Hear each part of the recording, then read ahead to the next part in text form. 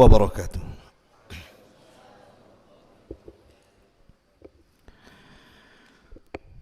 Innal hamdalillah nahmaduhu wa nasta'inuhu wa nastaghfiruh wa na'udzu billahi min syururi anfusina wa sayyiati a'malina. May yahdihillahu fala mudilla lahu wa man yudlil fala hadiya lahu. Asyhadu an la ilaha illallah wahdahu rabbi la syarika lahu wa asyhadu anna Muhammadan abduhu wa rasuluhu alladzi la nabiyya ba'dah. Faqala Allahu azza wa jalla fi muhkami tanzilihi ba'da a'udzu billahi minasy syaithanir rajim. Ya ayyuhalladzina amanu taqullaha haqqa tuqatih wa la tamutunna illa wa antum muslimun. Fa inna asdaqal hadithi kitabullah wa khairal huda huda Muhammadin sallallahu alaihi wasallam wa syarral umuri muhdatsatuha wa kullu muhdatsatin bid'ah wa kullu bid'atin dhalalah wa kullu dhalalatin finnar. Ajaranillah wa iyyakum minal bid'ah wad dhalalati wan nar. Ma'asyiral muslimin wal muslimat, saudara dan saudariku yang dimuliakan Allah Subhanahu wa taala. Alhamdulillah di malam hari ini kembali saya ucapkan ribuan terima kasih, jazakumullah khairan kepada penyelenggara daurah di malam hari ini. Sudah kembali memberikan kesempatan untuk bermuajah dengan antum semuanya. Kemudian juga salawat dan juga salam tetap kita hadiahkan kepada Rasul kita Nabi besar Muhammad sallallahu alaihi wa ala alihi wasallam. Adapun tema yang diamanahkan adalah bicara soal satu di antara tanda-tanda kiamat besar, tentang munculnya binatang dari perut bumi yang akan bicara. Itu yang disebut dengan dabbatul ardi. Namun sebelumnya, karena ini juga terkait dengan tanda-tanda alamat besar, maka kita akan urut supaya nyambung dengan apa yang kita akan jelaskan di malam hari ini. Ma'asyiral muslimin yang dimuliakan Allah Subhanahu wa taala, hadis-hadis seputar tanda-tanda kiamat besar ini banyak sekali. Sehingga kemudian banyak para ulama berselisih pendapat tentang tartib yang sesungguhnya seperti apa. Karena ada yang memulai dengan dukhan dulu, maksudnya asap tebal di langit. Ada yang memulai dengan khurujud dajjal, dajjal dulu. Artinya bahwa karena redaksi hadisnya berbeda-beda, sehingga kemudian susah untuk ditartib, mana satu duluan, mana satu belakangan. Contoh saja Al-Imam Mubarakfuri di dalam Syarh At-Tirmidzi, beliau mengatakan bahwa ini menurut pendapat beliau, inna awwalal ayati ad-dukhanu thumma khurujud dajjal thumma nuzulu Isa ibn Maryam thumma khuruju Ya'juj wa Ma'juj ila akhir min kalamihi. Dia mengatakan, Al-Imam Mubarakfuri, menurut pendapat saya, katanya, tartib menurut pendapat beliau, bahwa tanda-tanda alamat besar itu dimulai dengan dukhan. Dukhan itu tanda-tanda langit. Kemudian baru Dajjal, baru turunnya Isa bin Maryam, baru kemudian Ya'juj wa Ma'juj, dan seterusnya. Ini menurut pendapat beliau. lain Al-Imam Al-Mubarakfuri dengan Al-Imam Al-Qurtubi. Kalau Al-Qurtubi rahimahullahu ta'ala, justru dia mengatakan awalul ayat zuhuru dajjal. Jadi tanda yang pertama kali muncul itu bukan dukhan, tetapi dajjal dulu. Bahkan posisi dukhan itu dibelakangkan. Tetapi Al-Hafidh Ibn Hajar rahimahullahu ta'ala, Al-Hafidh Ibn Hajar dalam kitabnya Fathul Bari menukilkan perkataan Al-Imam At-Tayyibi rahimahullahu ta'ala, dan inilah yang kemudian banyak dikuatkan para ulama soal tartib, mana yang dahulu, mana yang belakangan. Apa kata beliau Al-Imam At-Tayyibi yang dinukilkan oleh Al-Hafidh Ibn Hajar rahimahullahu ta'ala? Beliau mengatakan bahwa faminal awwali ad-dajjalu wa nuzulu Isa wa ya'juj wa ma'juj wal khasfu wa minats tsani ad-dukhanu wa tulu'us syamsi min maghribiha wa khurujud dabbati wan nar allati tuhsyarun nas ila mahsyarihim.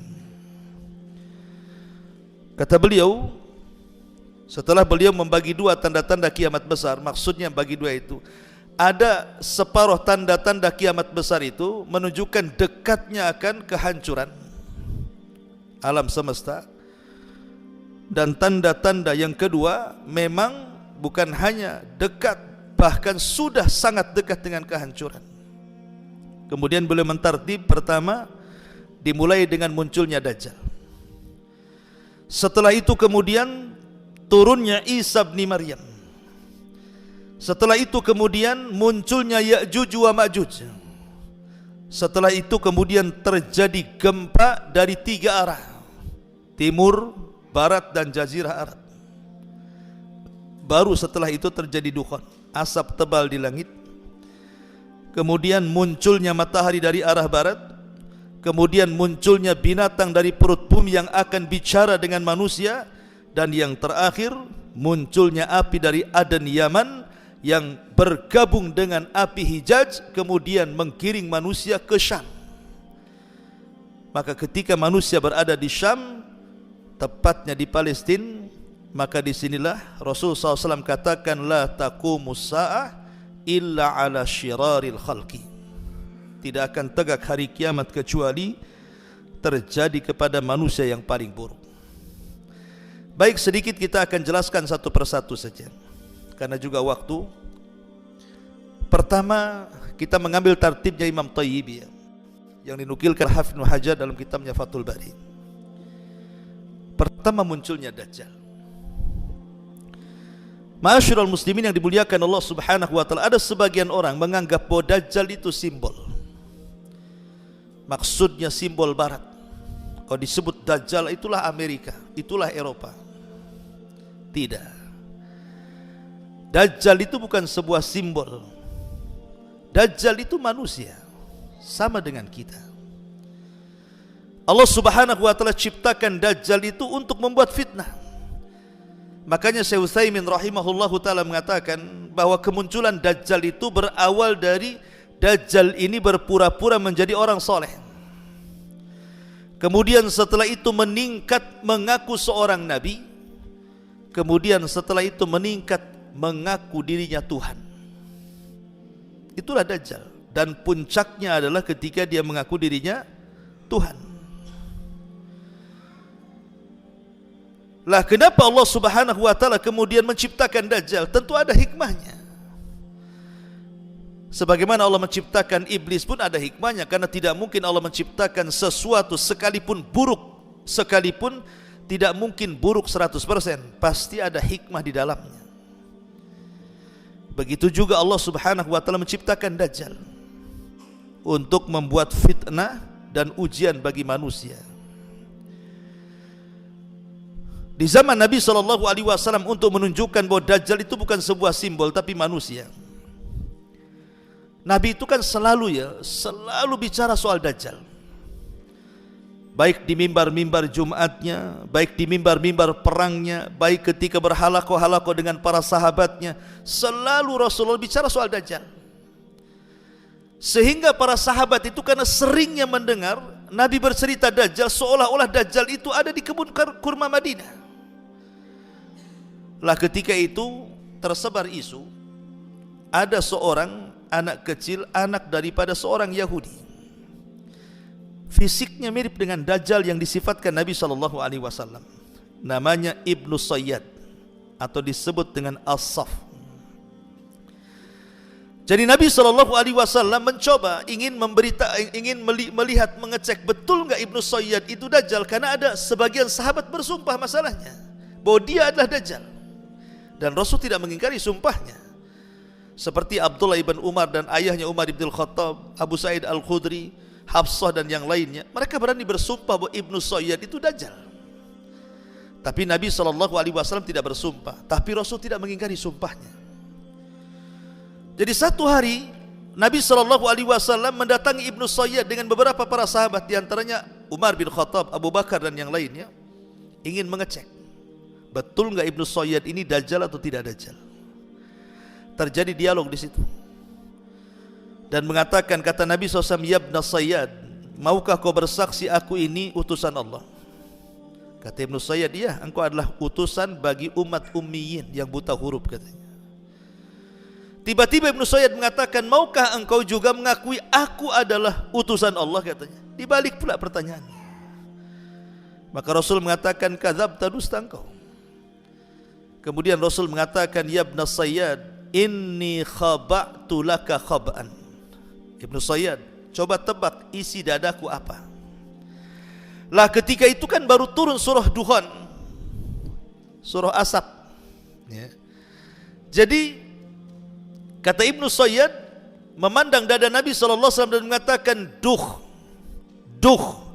Dia tidak bisa menyebut Duhan, tetapi awalnya sudah benar kan? Duh. Apa kata Rasul? "Ikhsa, celaka engkau, walan ta'du wa qadrak." Kau tidak bisa melampaui takdirmu. Akhirnya kemudian Nabi SAW mengetahui bahwa anak ini ada keanehan.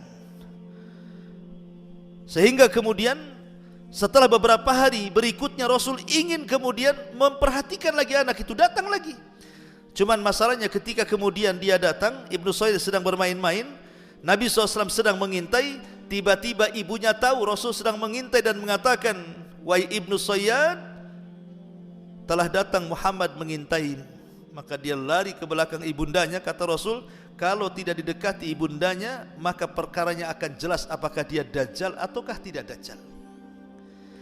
Tapi pendapat yang kuat bahwa Ibnu Sayyad bukan Dajjal, bukan Dajjal. Kenapa demikian? Karena setelah Ibnu Sayyad ini besar, Ibnu Sayyad tinggal di kota Madinah, dan dia juga ke Mekah. Sementara Dajjal itu tidak masuk Mekah dan Madinah, dan dia masuk Islam. Ibnu Sayyad ini masuk Islam. Masalahnya ada satu kisah. Jadi satu hari para sahabat Nabi SAW banyak berangkat untuk melaksanakan haji dari Madinah ke Mekah. Jadi Ibnu Sayyad ini salah satu orang yang ketinggalan rombongan, maka dia berangkat di belakang. Lah Abu Sa'id Al-Khudri radhiyallahu an itu juga ikut juga, telat rombongan, tapi duluan dia. Ketika dia istirahat di bawah pohon, nampak Ibnu Sayyad dari kejauhan. Sementara Abu Sa'id Al-Khudri itu orang yang bersumpah Ibnu Sayyad itu Dajjal masalahnya. "Mak, Dajjal datang," katanya. Gitu bahasanya kan. Jadi Ibnu Sayyad ini nengok ada sahabat Abu Sa'id Al-Khudri ikut istirahat pula di situ. Apa enggak gemetar tuh Abu Sa'id Al-Khudri itu? Cobalah akhirnya Ibnu Sayyad ini menenangkan Abu Sa'id Al-Khudri dan mengatakan, "Ya Aba Sa'id, aku ini sedih," katanya. "Kenapa orang-orang menyebut aku ini Dajjal? Katanya Dajjal itu tidak beranak, aku punya anak. Katanya Dajjal itu tidak mungkin masuk Mekah dan Madinah, aku masuk Mekah dan Madinah. Katanya Dajjal kafir, aku masuk Islam. Kenapa orang-orang mengatakan aku Dajjal? Rasanya aku ingin mengikat leher di pohon ini katanya. Akhirnya Abu Sa'id Al-Khudri melunak. Oh iya juga ya, masa Dajjal kayak gitu kan, itu bahasanya. Tapi Abu Sa'id Al-Khudri tiba-tiba endingnya ketakutan dia. Kata Ibnu Sa'id, ya Abu Sa'id, tapi kalau engkau ingin tahu di mana Dajjal berada, aku tahu tempatnya katanya. Tadinya udah melunak, makin ketakutan, ambil barang-barang lari dia, Abu Sa'id Al-Khudri itu. Tapi syahidnya dari kisah ini, ikhwan, bahwa Dajjal bukan simbol. Kenapa? Karena Rasul menyebutkan sifat-sifatnya, dan sifat-sifat itu ada pada Ibnu Sayyad. Walaupun pendapat yang kuat Ibnu Sayyad bukan Dajjal. Ma'asyiral muslimin yang dimuliakan Allah Azza wa Jalla, ini cerita Ibnu Sayyad. Lah yang terkait dengan juga cerita Dajjal adalah cerita Jassasa. Dan ini diluaskan sekali penerangannya di dalam Sahih Muslim dalam Kitabul Fitan. Itu disebut dengan hadis Jassasa. Jadi ada seorang sahabat Nabi sallallahu alaihi wasallam, dia sedang berlayar. Ma'ruf ya hadisnya ya. Hadis tentang Jassasa ini. Jadi kisahnya adalah ada seorang sahabat Nabi sallallahu alaihi wasallam, seorang Nasrani yang kemudian belakangan masuk Islam. Dia dengan 30 awak kapalnya ini sedang berlayar. Memang diperselisihkan apakah di Laut Yaman ataukah di Laut Syam. Tapi kan di ujung hadis Nabi SAW mengatakan Kibal al-Masyriq, dari arah timur, dari arah timur. Karena ketika ditanya apakah Laut Yaman, tidak. Apakah Laut Syam, tidak. Tapi Rasul mengatakan dari arah timur, dari arah timur. Makanya tiba-tiba kemudian ada seorang orang yang ngawur menjelaskan soal Dajjal, bahwa pulau Dajjal itu sudah ditemukan di negeri Yaman, namanya Socotra. Di situ pulau Dajjal katanya. Dan Dajjal itu punya kendaraannya mirip UFO. Kemana-mana ceritanya, mirip UFO. Ini Dajjal dari planet mungkin ya. Pokoknya orang ini ngawur lah intinya. Tapi yang jelas bahwa kisah Jassasa ini menarik karena sahabat ini, dia datang dengan 30 awak kapalnya ini. Kemudian tiba-tiba terombang-ambing kapalnya, kemudian dihempas ombak, mereka pun terdampar di sebuah pulau. Ketika mereka terdampar di sebuah pulau, mereka hendak masuk ke dalam pulau itu ketakutan. Karena rupanya dalam pulau itu ada makhluk yang berbulu dari atas ke bawah, tidak tahu mana dubur, mana kubur. Saking banyak bulunya. Dan bisa bicara anehnya. Tiba-tiba kemudian ketika ditanya siapa kamu, dia mengatakan ana Jassasa, saya Jassasa. Jassasa diambil dari kalimat jasus, artinya mata-mata. Maksudnya mata-mata Dajjal gitu. Ketika ditanya apa itu Jassasa, tapi makhluk yang berbulu ini tidak mengatakan apa-apa, cuman dia mengatakan pergilah ke dalam hutan. Di situ ada rumah yang dulunya tempat ibadah yang disebut dengan Ad-Dair. Kalian sudah ditunggu seseorang di situ. Kagetlah sahabat-sahabat ini ya. Akhirnya mereka pun kemudian masuk ke dalam hutan. Rupanya betul di situ ada tempat ibadah orang Yahudi yang sudah rusak gitu ya. Rupanya ada orang yang dirantai di situ. Ketika datang saja tiba-tiba orang ini sudah menyambut, dari dulu aku tunggu kalian katanya. Kagetlah kan, mereka tersesat kok tiba-tiba sudah ditunggu katanya. Ketika kemudian lama cerita mereka ditanya soal beberapa soalan. Pertama bicara soal telaga, ya, telaga yang ada di Tiberias, apakah masih ada airnya atau tidak. Kemudian ditanya soal Ainuz Zughar, mata air Zughar. Kemudian ditanya soal kebun kurma Baisan. Sampai ditanya soal apakah sudah muncul Nabi akhir zaman. Kata orang-orang ini sudah. Kemudian orang ini mengatakan, kalau begitu kalian harus ikut Nabi itu. Coba, Dajjal saja disuruh ikut Nabi Muhammad. Tapi ada orang yang berusaha untuk menjauhkan umat dari ajaran Nabi Muhammad. Apa tidak lebih Dajjal dari Dajjal? Ya.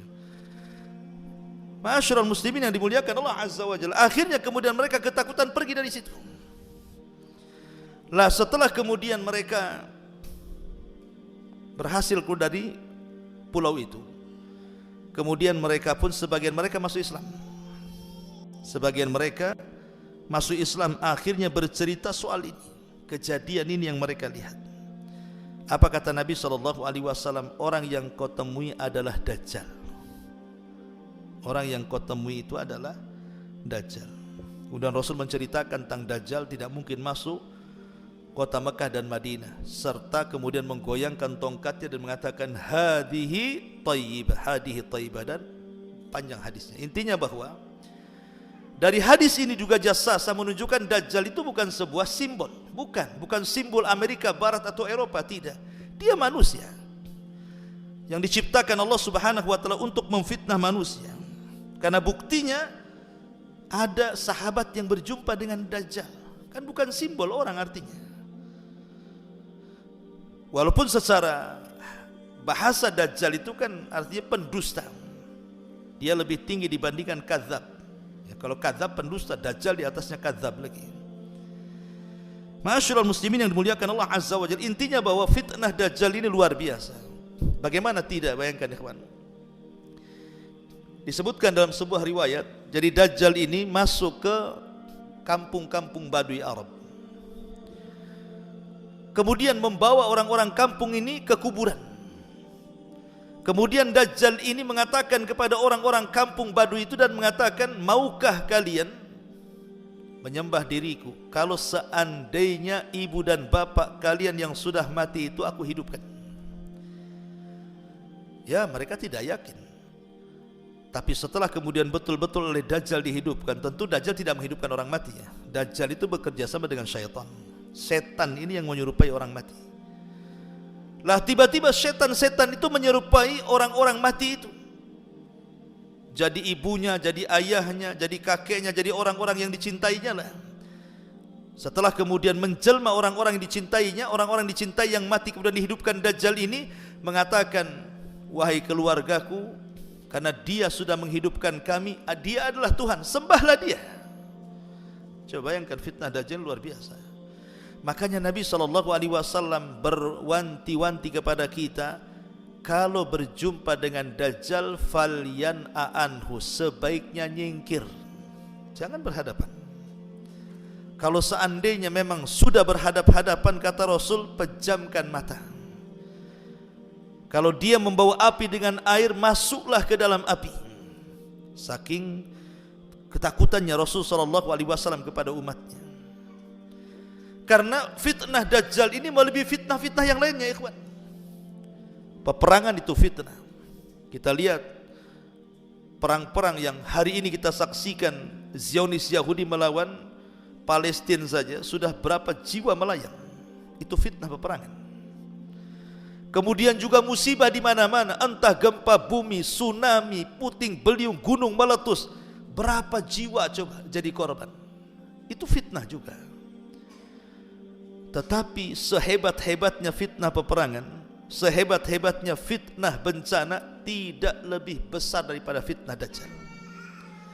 Makanya Rasul mengatakan, tidaklah Allah membuat fitnah sejak Allah ciptakan Adam sampai kiamat dibangkitkan yang jauh lebih besar dibandingkan Dajjal. Saking besarnya fitnah Dajjal ini, sampai hampir semua para nabi memperingatkan umatnya. Nuh mengatakan kepada umatnya, hati-hati kalian dari Dajjal. Syuaib mengatakan kepada umatnya, hati-hati dari Dajjal. Semua para nabi, ma min nabiyyin illa anzara qaumahu an fitnatid Dajjal, kata Rasul. Tidak ada satupun nabi kecuali memperingatkan umatnya tentang kemunculan Dajjal. Makanya kenapa kita dalam salat sendiri, sebelum salam kita disuruh untuk berlindung dari 4 perkara. Salah satunya min syarri fitnatil masihi dajjal, dari keburukan fitnahnya Dajjal. Ma'asyiral muslimin yang dimuliakan Allah Azza wa Jalla, baru setelah itu turunnya Isa bin Maryam. Kenapa Isa bin Maryam diturunkan oleh Allah Subhanahu wa taala? Dan kenapa dia tidak diwafatkan? Disebutkan dalam kisah Israiliyat, sebab kalau mengkisahkan para nabi sulit ya. Kita ini mengkisahkan kecuali harus disambungkan dengan kisah-kisah Israiliyat. Walaupun kita tidak boleh menjadi pegangan, tetap kita kembali kepada Al-Quran dan Sunnah. Kisah Israiliyat ini hanya sekedar pelezat cerita saja. Kata Rasul, hadithu ambani Israel wala haraj. Tidak mengapa ceritakan kisah, tapi jangan bertentangan dengan Quran dan Sunnah. Jadi satu hari Nabi Isa bin Maryam ini, dia sudah mendengar, kan sebelumnya Nabi Zakaria dibunuh, dan sebelum Zakaria Yahya dibunuh, dipenggal kepalanya untuk mahar seorang wanita pelacur kepada raja namanya Herodes atau siapa di zaman itu. Jadi mereka pun sasaran pembunuhannya setelah berhasil membunuh Yahya kemudian Zakaria, maka mereka pun ingin membunuh Isa bin Maryam. Nah, Isa ini sedang berkumpul bersama Hawariyun, murid-muridnya. Isa sudah dikasih tahu Jibril bahwa tentara Zionis Romawi ini, Yahudi, akan membunuh dia. Maka Isa bin Maryam mengatakan kepada murid-muridnya, siapa di antara kalian yang ingin diserupakan dengan wajahku sebagai hadiahnya, dia akan menjadi temanku di surga. Kata Syekh Shalih Fauzan hafizahullah ta'ala, dia mengatakan bahwa ada satu di antara beberapa muridnya Isa bin Maryam yang paling setia dengan Isa. Dialah yang kemudian mengatakan saya siap. Dan ini bertentangan dengan pemahaman orang-orang Nasrani ya, dan juga yang lainnya yang mengatakan bahwa yang diserupakan itu justru pengkhianat Isa. Bukan, dia adalah muridnya. Begitu keterangan Syekh Shalih Fauzan hafizahullah ta'ala. Jadi akhirnya kemudian setelah siap dia diserupakan dengan Isa, maka Isa pun mengusap wajahnya, akhirnya persis seperti Isa bin Maryam. Lah ketika kemudian markasnya dikepung oleh tentara Romawi Zionis ini, maka Isa pun akhirnya tidur, disaksikan murid-muridnya diangkat ke langit.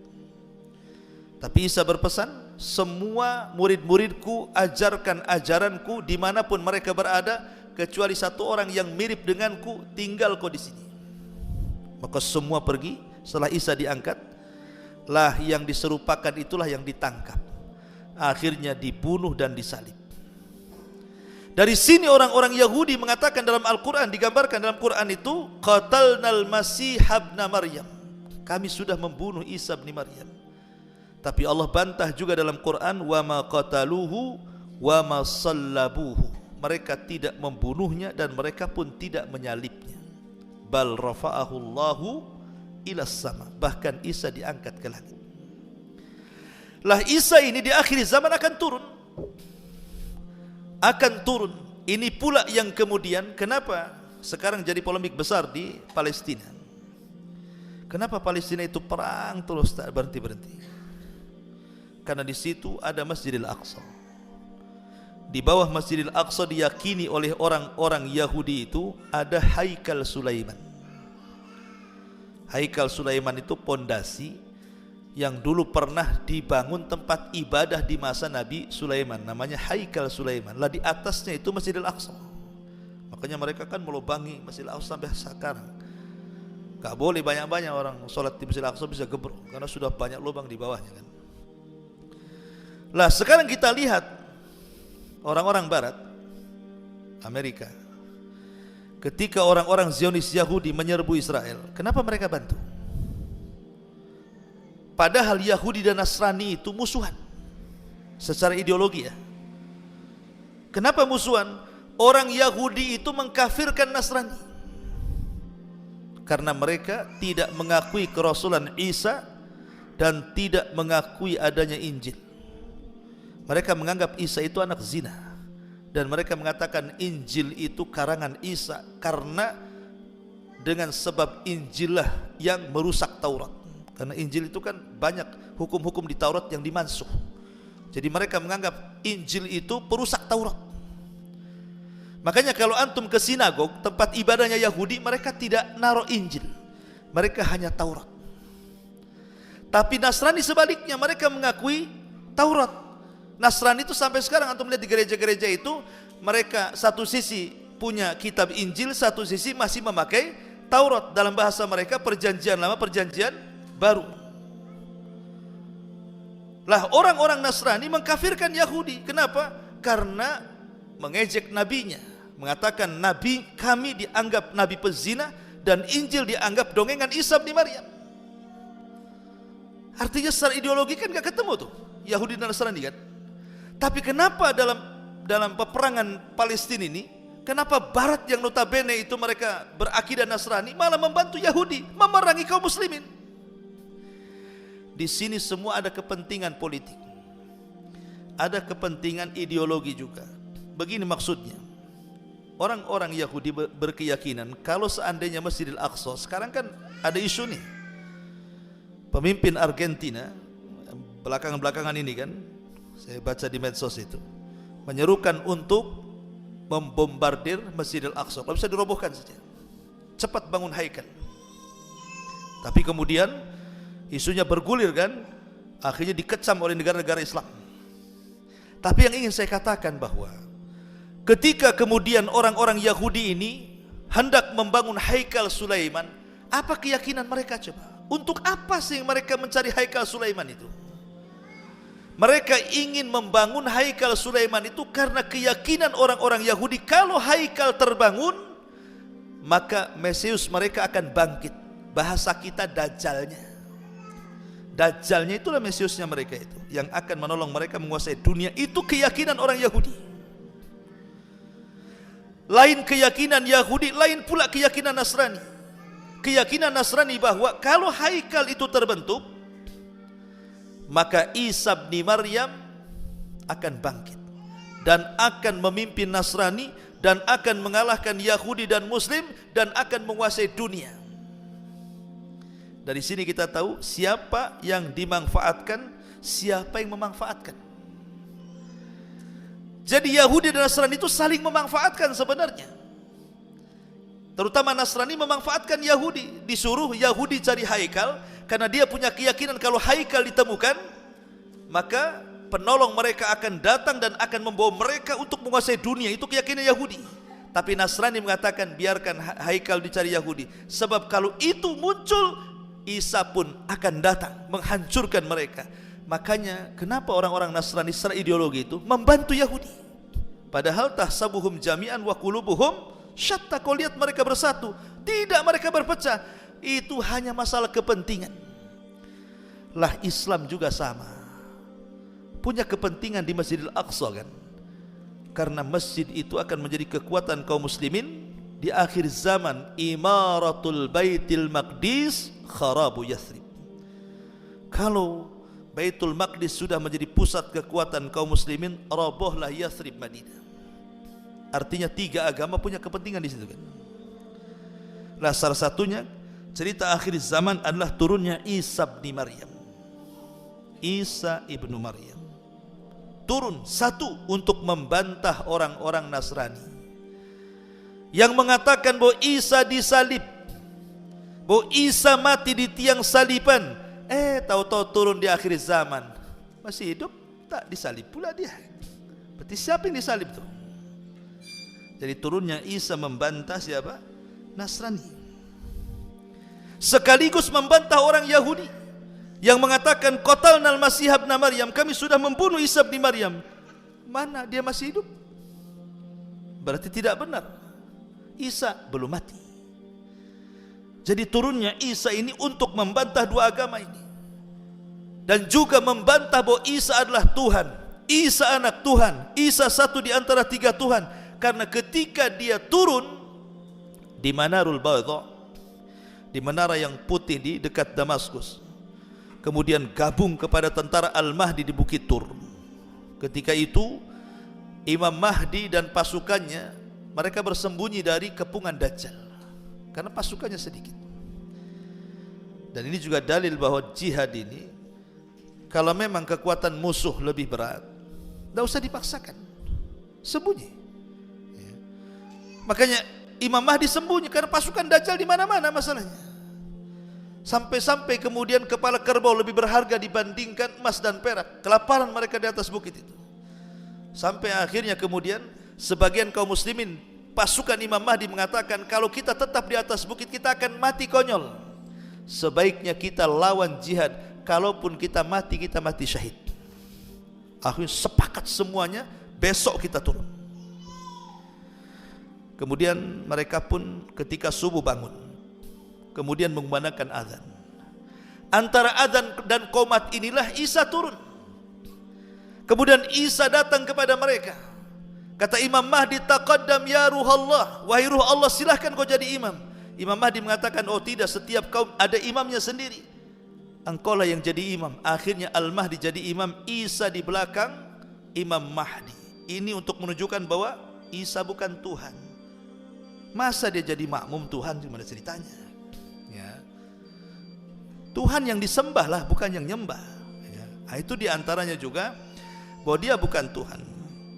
Ma'asyiral muslimin yang dimuliakan Allah Azza wa Jalla. Menariknya dalam sebuah hadis riwayat, jadi setelah kemudian selesai sholat subuh, maka Isa mengusap satu persatu pasukan itu dan menyebutkan kedudukan mereka di sorga.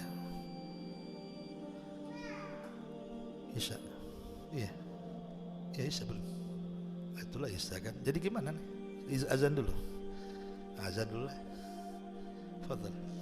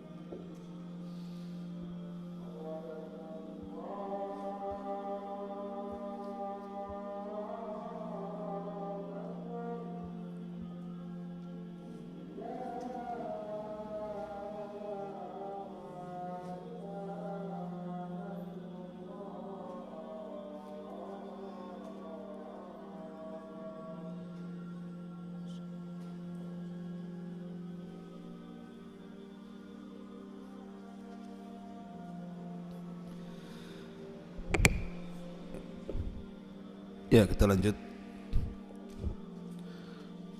Jadi ketika Isa bin Maryam selepas melaksanakan sholat subuh,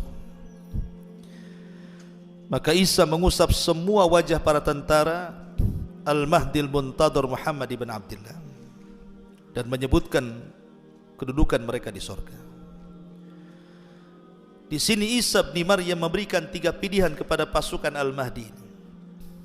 Pertama, tidak usah berperang. Saya meminta kepada Allah Subhanahu wa taala agar Allah mengirimkan pasukan lain yang bukan kalian, biar pasukan itu yang akan menghancurkan Dajjal. Atau yang kedua, tidak usah perang kalian. Aku akan berdoa kepada Allah Subhanahu wa taala semoga Allah kirimkan bencana untuk meluluhlantakkan Dajjal. Atau yang ketiga, kita berperang. Aku akan memimpin kalian dan kupastikan pasukan Dajjal tidak sanggup mengangkat pedang-pedang mereka. Kalian tinggal tebas saja. Pilih mana? Yang terakhirlah, tinggal tebas. Enak kalau ngelawan musuh kayak gitu ya. Tinggal tebas saja. Akhirnya kemudian Isa pun memimpin mereka dan berhasil membunuh Dajjal. Disitulah kemudian kaum muslimin bisa memerangi para pengikut Dajjal sampai ada sebagian mereka yang sembunyi di batu-batu pula bicara. Hei muslim, nih Yahudi di belakang, bunuh dia. Semua bisa bicara kecuali satu pohon namanya Gharqad. Itu pohon tak mau bicara. Saya dengar di Israel ditanam banyak-banyak tuh. Bocor hadis ini ke Israel. Jadinya ditanam jadinya. Intinya bahwa akhirnya kemudian Isa bin Maryam dan kaum muslimin pun setelah kematian Dajjal, maka banyak ahli kitab beriman kepada Islam disebabkan Isa bin Maryam. Allah berfirman, wa min ahlil kitab illa la yu'minanna bihi qabla mautihi. Sebagian besar ahli kitab yang beriman sebelum kematian Isa bin Maryam. Dan Rasul mengatakan, tuba liman asya ba'dal masih. Beruntunglah orang-orang yang hidup di zaman Isa bin Maryam, di akhir zaman. Sampai dalam sebuah hadis yang dikeluarkan dalam Musnad Imam Ahmad itu, saking suburnya, maka buah delima itu, saking suburnya itu bisa cangkangnya orang bisa masuk ke dalamnya beberapa orang. Sebesar apa delimanya tuh? Cangkangnya orang bisa masuk. Berarti kalau duren, oh satu, udah kebayang itu satu duren tuh kan, cangkangnya bisa masuk ke dalam. Tapi di sini menunjukkan bahwa nanti dunia ini akan subur kembali. Tapi masalahnya tidak lama. Karena ketika itu muncul alamat yang ketiga, khuruju Ya'juj wa Ma'juj. Ya'juj wa Ma'juj ini kabilah. Kalau kita melihat dalam sejarah, dia adalah kalau ditarik ke atas itu turunan Yafis ibnu Nuh alaihi salam. Kan Nuh ini punya anak 4. Ada Syam, ada Ham, ada Yafis. Kan'an ini kafir. Lah turunan Yafis inilah yang kemudian banyak melahirkan manusia, salah satunya adalah Ya'juj wa Ma'juj. Jadi kalau ditarik benang ke atas, dia turunan Yafis ibn Nuh. Lah Ya'juj wa Ma'juj ini disebutkan di dalam surah Al-Kahfi. Kalau kita cerita tentang Raja Dzulqarnain, maka selalu bicara soal Ya'juj dan Ma'juj. Karena kita tahu bahwa Dzulqarnain ini disebutkan dalam surah Al-Kahfi, dia berjalan ke 3 arah kan. Arah yang terakhir, dia berjumpa dengan sebuah kaum yang tidak dipahami bahasanya. Sampai Ibnu Katsir ketika memberikan catatan, ya, saking tidak tahu bahasanya seperti apa, Dzulqarnain ini sampai menyediakan 10 penerjemah dengan berbeda bahasa. Baru paham 10 penerjemah. Dari bahasa Sunda ke bahasa Jawa, dari bahasa Jawa ke bahasa Padang, dari bahasa Padang ke bahasa Alor, ke bahasa Melayu, ke bahasa ini, ke bahasa itu, baru ke bahasa Dzulqarnain. Oh, bayangkan. Setelah lewat 10 bahasa, baru paham Dzulqarnain. Ini nggak bisa dipahami bahasanya. Rupanya kata Dzulqarnain, kenapa dia mengeluh bahwa ada dua kabilah yang selalu merusak bumi. Itulah Ya'juj dan Ma'juj. Mereka minta untuk supaya dipisahkan dengan cara membuat benteng. Makanya kemudian dibuatkan benteng oleh Dzulqarnain itu. Dan benteng itu menjadi tanda-tanda kekuasaan Allah, tidak bisa dijebol kecuali di akhir zaman. Padahal Ya'juj dan Ma'juj itu, mereka berusaha ngorek lubang itu, tidak bisa-bisa. Karena setiap dikorek sudah lubang, besoknya ditinggalkan, balik lagi. Dikorek lagi, ditinggalkan, balik lagi. Mereka tidak bisa keluar, karena memang belum takdir Allah mereka keluar. Kecuali nanti di akhir zaman, pemimpin mereka diilhamkan mengucapkan insya Allah. Dan mengatakan, nahfiru ghadan insya Allah. Besok kita gali lagi insya Allah. Gara-gara insya Allah itulah jebol benteng itu. Masih baik, coba insya Allahnya sekarang jempol habislah antum di sini kan. Tapi kan Allah tidak izinkan itu. Diilhamkan kalimat itu nanti, karena ini kan alamat ketiga Ya'juj wa Ma'juj ini. Lah dalam hadis yang sahih, ketika Nabi SAW bicara soal hari kiamat, ketika Allah katakan kepada Adam, ya Adam, yaqulu labbaika rabbana wa sa'daik. Wahai Adam, kata Adam, aku penuhi panggilanmu ya Rabb. Kemudian Allah mengatakan, ya Adam, keluarkan keturunanmu yang merupakan bi'tsan ilan nar, kelompok yang akan menjadi para penghuni neraka. Adam kaget, ya. Kok wama bi'tsan nar? Apa maksudnya ini? Bi'tsan nar ini. Maka kemudian Allah Subhanahu wa taala mengatakan, keluarkan dari 1000 itu 999 masukkan ke neraka, 1 ke surga. Dari sini istinbat para ulama hadis mengatakan bahwa berarti jumlah Ya'juj wa Ma'juj nanti di akhir zaman ketika keluar itu bandingannya 1 dari kita, 999 dari mereka. Macam mana melawannya? Makanya Rasul mengatakan, kalian kira jihad sudah terputus? Tidak. Jihad itu akan terus sampai keluar Ya'juj Ma'juj, mereka kaum yang tidak bisa dibunuh dan diperangi. Ya gimana antum dikorek 10 orang aja mati, ini dikorek 999, apa nggak konyol lagi? Mati konyol lagi ya. Karena makanya tidak bisa diperangi kan, jumlahnya banyak. Bahkan kalau kita lihat tafsir-tafsir Qurtubi, tafsir-tafsir Ibnu Katsir dan mufassir yang lainnya, itu mengerikan bagaimana keganasan mereka. Karena Ya'juj dan Ma'juj itu beda fitnahnya dengan Dajjal. Kalau Dajjal itu memang fitnah agama. Kalau engkau mengakui aku Tuhan, ku kasih kau kekayaan. Kalau engkau tidak mengakui aku Tuhan, ku hancurkan. Itu fitnahnya Dajjal. Ya'juj dan Ma'juj ini fitnahnya ngerusak aja dia. Ketemu orang bantai, bunuh, bantai, bunuh. Bahkan dikatakan kanibal. Habis dibantai, dimakan pula dagingnya. Makanya kemudian mereka saking sombongnya membunuh semua orang di luar rasnya. Mereka mengatakan apa? Qatalna man fil ardi sanaktuluhu man fis sama. Kami sudah membunuh semua orang-orang yang ada di bumi, yang di langit. Nah, sekarang yang di langit katanya. Sombong mereka. Makanya kenapa Allah mengatakan kepada Isa untuk menyelamatkan diri, jangan dilawan. Bayangkan sekelas Isa saja disuruh jangan melawan. Suruh sembunyi. Karena jihad itu kalau jelas-jelas kalah, ya ngapain? Itu bunuh diri namanya. Akhirnya Isa pun sembunyi. Disinilah Isa berdoa kepada Allah, turunlah azab kepada Ya'juj Ma'juj berupa nagaf. Nagaf itu ulat. Disebutkan dalam hadis, dia menggigit tengkuknya. Tengkuk Ya'juj Ma'juj, satu mati kayak gardu listrik mati semua. Lah bayangkan 1 banding 999, apa bangkainya di mana-mana, setiap satu jengkal ada kan gitu. Bagaimana cara membuangnya? Maka Allah Subhanahu wa taala kirimkan burung sebesar-besar unta, kemudian mengambil bangkainya, dibuang berantah ke mana? Intinya bumi pun menjadi bersih setelah kemudian turun hujan dan tidak tersisa bekas-bekasnya. Disinilah kemudian ada yang mengatakan Isa melakukan ibadah haji. Dan itu haji terakhir, kan setelah itu Isa meninggal. Karena sudah tidak ada haji lagi, maka datang orang yang bernama Dzu Suwaiqataini dari Habasyah.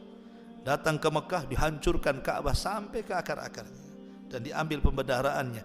Kemudian diperangi oleh Raja Himyar dari Yaman. Akhirnya kemudian bisa membunuh Dzu Suwaiqataini. Baru setelah itu, ini namanya tanda-tanda kiamat besar yang berkaitan dengan bumi. Baru setelah itu tanda-tanda besar yang berkaitan dengan langit. Apa itu? Setelah Ya'juj wa Ma'juj, munculnya dukhan. Dukhan ini Allah Subhanahu wa taala katakan dalam surah Dukhan ini, fartakib yauma ta'tis sama bidukhanim mubin yaghshan nas hadza adzabun alim. Maka tunggulah hari ketika langit membawa dukhan, kabut yang nyata yang meliputi manusia. Inilah azab yang pedih untuk kalian. Dalam sebuah hadis, ketika Nabi SAW menjelaskan tentang sifat dukhan, hadis ini dikeluarkan Imam Muslim. Apa kata Rasulullah? Ya'tin nas yaumal qiyamah dukhan fayakhudhu bi anfasihim hatta ya'khudahu minhu kahayati zukam. Akan datang dukhan, maksudnya asap, kepada manusia di akhir zaman yang memasuki pernafasan mereka sehingga mereka merasakan pilek yang luar biasa. Tapi dalam riwayat kalau dihirup orang kafir maka akan mengeluarkan darah di semua lubang yang ada di anggota badannya. Artinya ini siksaan. Tapi ini tanda langit. Ingat, dukhan ini tanda langit. Memang asap itu Allah datangkan dari langit, bukan dari bumi kita kirim ke langit. Karena kebakaran hutan jadi bukan itu ya. Tapi dukhan itu tanda langit. Karena banyak kemudian orang-orang yang ketika memahami hadis, bahasanya apa, cocok logi itu gimana gitu ya, mencocok-cocokkan dengan kenyataan yang ada gitu kan. Karena masalah dukhan ini yang pernah ramai masalahnya. Kan pernah ramai itu kan, tahun kemarin kan, bahwa tanggal 15 bulan Ramadan ya akan terjadi dukhan itu. Tapi meleset, tak ada dukhan. Yang ada dukhan yang ada di mulut tuh. Itu dukhan banyak tuh. Ma'asyiral muslimin yang dimuliakan Allah Azza wa Jalla. Intinya bahwa dukhan ini adalah tanda-tanda langit. Lah dukhan ini sangat menyakiti orang-orang kafir. Tapi orang-orang yang beriman terganggu, paling tinggi pilek mereka. Akhirnya sepakat mereka pun berdoa kepada Allah dan mengatakan dengan penuh rasa ikhlas mereka kepada Allah Subhanahu wa taala, Rabbana kshif 'annal adzab inna mu'minun. Ya Allah, singkapkan azab dari kami, kami siap beriman katanya. Akhirnya apa? Allah pun singkirkan. Tapi apa yang terjadi? Setelah dukhan sudah tersingkir, mereka pun sudah tidak sakit kepala lagi, tidak juga mereka beriman. Ketika mereka tidak beriman, satu malam mereka tertidur pulas. Kemudian datang waktu subuh. Orang-orang yang beriman tentu mereka bangun subuh, mereka sholat subuh kan itu. Tapi orang-orang kafir, orang-orang fajir, mereka tidak bangun sampai waktu harusnya terbit matahari. Tak ada pun matahari terbit. Ditunggu zuhur tak terbit-terbit, ditunggu asar tak terbit-terbit. Harusnya matahari terbenam, tiba-tiba terbit. Itulah namanya matahari terbit dari arah barat. Harusnya terbenam matahari itu, malah terbit. Disinilah manusia menangis semuanya. Bagaimana tidak menangis, ikhwan? Kalaulah seandainya para penyembah berhala itu membuang berhala-berhala mereka, percuma. Kenapa? Karena Allah Subhanahu wa taala mengatakan yauma ya'ti ba'du ayati rabbik la yanfa'u nafsan imanuha lam takun amanat min qablu au kasabat fi imaniha khaira. Pada hari datangnya sebagian tanda-tanda Rabbmu, tidak berguna lagi iman seseorang yang belum beriman sebelumnya atau belum berusaha berbuat baik dengan keimanannya. Ketika matahari terbit dari arah barat, seluruh pintu tobat ditutup. Semua dai resign jadi dai. Percuma juga dia berdakwah. Enggak ada lagi yang terima tobatnya. Ma'asyiral muslimin yang dimuliakan Allah Azza wa Jalla. Lah, sebagian pensyarah hadis mengatakan jarak antara terbit matahari dengan munculnya binatang itu hanya sehari, 2 hari, paling lama 3 hari saja. Ini pun menjadi polemik para ulama. Lebih dulu mana antara 3 ini? Dukhan, kemudian terbitnya matahari, kemudian munculnya binatang yang melata ini. Ini tiga perkara ini, sebagian mengatakan ini dulu baru itu, ada yang mengatakan itu dulu baru ini. Nah, gitu ya. Pokoknya tiga ini berdekatan waktunya. Tapi menurut Imam At-Tayyib rahimahullahu taala, tertibnya seperti ini. Jadi terbit matahari dari arah barat, baru muncul binatang melata dari perut bumi yang tugasnya hanya menstempel manusia saja. Memang riwayat-riwayat tentang dabatul ardi ini banyak, tetapi kebanyakan ada sebagiannya palsu, ada sebagiannya dhaif jiddan, tidak bisa terangkat gitu ya. Seperti umpamanya menggambarkan bahwa binatang ini gabungan dari semua binatang. Contohnya umpamanya sebuah riwayat, ingat riwayat ini sebenarnya bukan hadis, ini penafsiran dari sebagian ahli tafsir, seperti yang dinukilkan oleh Imam Ibnu Jarir dari Ibnu Zubair radhiyallahu an. Bayangkan dia mengatakan ra'suha ra'su thaurin wa ainuha ainu hinzirin wa udhunuha udhunu filin wa qarnuha qarnu ailin wa unukuha unuku ni'amatin wa sadruha sadru asadin wa launuha launu namarin wa hasiratuha hasiratu hirrin wa dhanbuha dhanbu kabsin wa qawaimuha qawaimu ba'irin. Ini kalau dikumpulkan binatang ada semua di sini. Mulai dari kepalanya, kepala banteng, matanya, mata babi, telinganya, telinga gajah, tanduknya, tanduk rusa, lehernya, leher unta, dadanya, dada asad gitu ya, dada singa. Kemudian juga warnanya, warna macan, kemudian dadanya seperti kucing, kemudian buntutnya seperti kambing. Coba antum gambar tuh, kejadian apa tuh? Nah, ini nggak bisa, ini dari mana kan gitu? Ini kan kisah-kisah seperti ini kisah Israiliyat, tidak bisa didabah kok seperti itu. Tapi memang menjadi khilaf para ulama.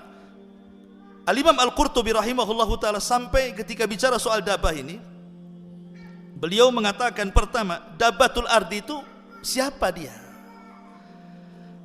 Kata beliau, kata Imam Al-Qurtubi rahimahullah ta'ala, yang pertama, annaha min fasilati naqati salih, bahwa dia adalah anak unta dari unta mukjizat Nabi Saleh. Kan ketika kaum Tsamud di zaman Nabi Saleh itu datang kepada Nabi Saleh, "Hei Saleh, kalau engkau memang nabi, kau harus punya mukjizat." Ingat, mukjizat itu kan disesuaikan dengan kebiasaan kaumnya kan. Seperti di zaman Nabi Musa, karena banyak sihir, makanya mukjizat Nabi Musa identik mirip sihir, tapi bukan sihir, dia mukjizat. Tongkat jadi ular gitu ya, tangan bercahaya. Atau Isa, di zaman itu kan ilmu kedokteran luar biasa, ngerasik-ngerasik herbal itu ya. Makanya rata-rata mukjizat Nabi Isa itu berkenaan dengan kesehatan, obati orang sakit, orang mati dan macam-macam kan itu.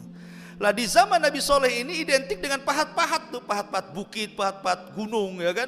Buat ini intinya bicara batu aja lah, kan? Karena kaum Tsamud itu kan ngikuti kaum Ad yang biasa mahat-mahat batu. Makanya mukjizatnya pun minta dari batu. Tolong keluarkan unta dari batu katanya. Jadi unta itu anak batu. Akhirnya kemudian keluar unta itu. Makanya dinasabkan kepada Allah naqatullah. Maksudnya ini idhafatu tasyrif namanya. Karena keluar dari batu kan. Lah, permintaan mereka bukan hanya unta keluar dari batu, tapi harus usyara. Usyara itu unta yang bunting 10 bulan, keluar langsung melahirkan gitu maksudnya. Lah, akhirnya keluar, betul-betul melahirkan. Nabi Soleh sudah mengatakan jangan diganggu. Ya, beberapa hari tidak diganggu, lama-lama dibunuh induknya. Lah, anaknya ini lari masuk ke batu lagi. Lah, katanya Imam Qurtubi, lah anak unta yang lari ke batu tuh nanti akan keluar di akhir zaman, itulah dabah katanya. Ini kata pendapat yang pertama ya. Pendapat yang kedua, bukan. Dabah itu maksudnya jasasa. Jasasa itu artinya tadi makhluk yang ditemui oleh siapa? Sahabat Tamim ibn Aus Ad-Dari, sahabat yang saya ceritakan tadi yang ketemu Dajjal itu namanya Tamim ibn Aus Ad-Dari, seorang Nasrani masuk Islam. Dan dia pula yang berjasa pertama kali menerangi masjid Nabi, dan dia juga yang membuat mimbar Nabi.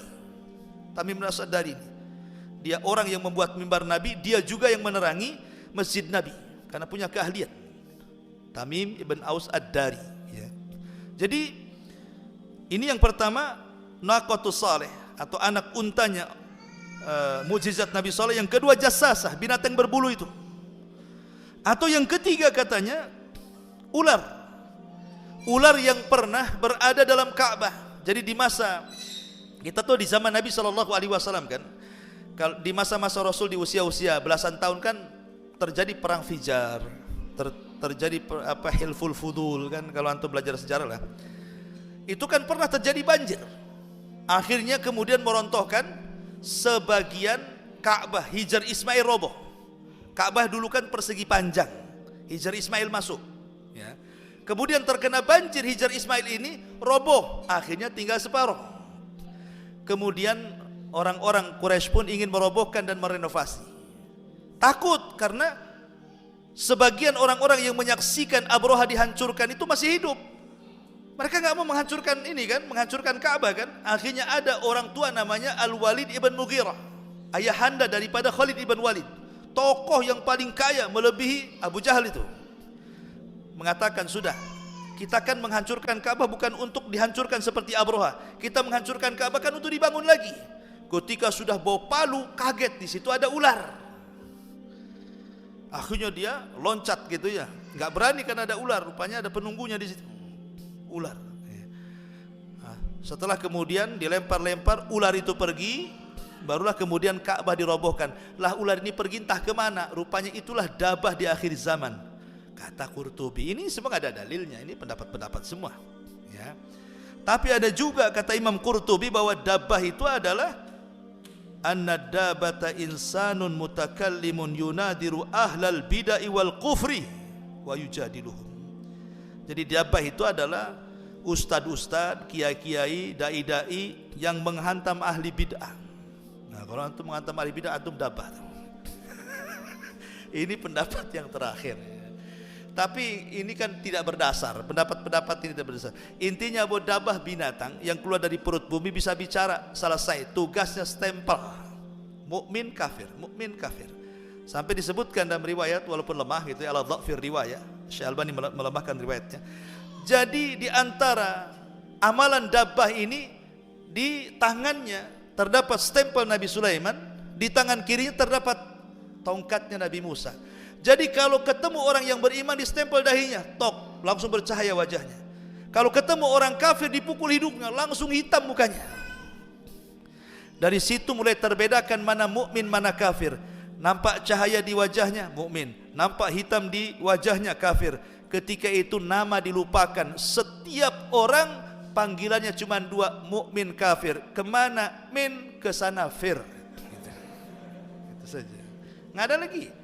Nggak, nama udah nggak hilang itu. Tapi tidak tersinggung. Karena memang sudah dilupakan nama. Ya, luar biasa. Itu di zaman dabah itu ada yang keterangannya seperti itu. Adapun kapan keluarnya, wallahu a'lam. Karena di mana keluarnya, wallahu a'lam. Walaupun ada yang mengatakan dia keluar di Mekah, ada yang mengatakan dekat dengan Mekah, dan begitu seterusnya. Wallahu a'lam. Adapun setelah itu baru, setelah dabah keluar, baru ada angin dingin. Apa namanya? Khasfun bil masyriq wa khasfun bil maghrib wa khasfun bi jaziratil Arab. Terjadi gempa, tapi gempa ini bukan menghancurkan satu daerah, satu negara hancur gara-gara gempa. Dari arah timur, dari arah barat, dari jazirah Arab. Berarti sudah dekat kiamat. Baru setelah itu datang angin dingin sekali, menerpa ketiak-ketiak manusia dan membunuh setiap orang yang ada keimanan walaupun sebiji dzarrah. Angin itu. Ketika tidak ada orang beriman kecuali meninggal, maka yang tersisa hanyalah orang jahat di permukaan bumi. Disinilah Allah akan giring orang-orang jahat dengan api yang keluar dari perut Aden Yaman, yang bergabung dengan api dari perut Hijaz Mekah dan Madinah, kemudian menggiring mereka. Tugas api ini hanya menggiring, bukan membakar. Jadi kalau orangnya diam, dia ikut diam. Orangnya tidur, dia ikut tidur. Kalau udah bangun, digiring lagi. Tapi kalau yang lain terbakar. Tapi khusus manusia tidak terbakar. Dia hanya giring saja sampai kemudian ke Syam sana. Di Syam inilah kiamat dibangkitkan. Artinya kiamat sangkakala yang pertama itu tidak dirasakan kecuali orang kafir. Orang beriman tidak akan merasakan kiamat yang pertama, karena sudah mati dengan angin duluan. Berarti yang tersisa hanya orang kafir. Baru kiamat kedua, maksudnya tiupan kedua, namanya tiupan kebangkitan. Baru dirasakan semua manusia, mu'minuhum wa kafiruhum wa barruhum wa fajiruhum, dan begitu seterusnya. Inilah di antara ringkasan 10 tanda-tanda kiamat besar. Sebenarnya banyak keterangannya, tapi juga karena juga waktu ya. Mudah-mudahan ada manfaatnya. Sekilas 10 tanda-tanda kiamat besar. Subhanakallahumma bihamdika asyhadu an la ilaha illa anta astaghfiruka wa atubu ilaik. Allahu ta'ala. Assalamualaikum warahmatullahi wabarakatuh.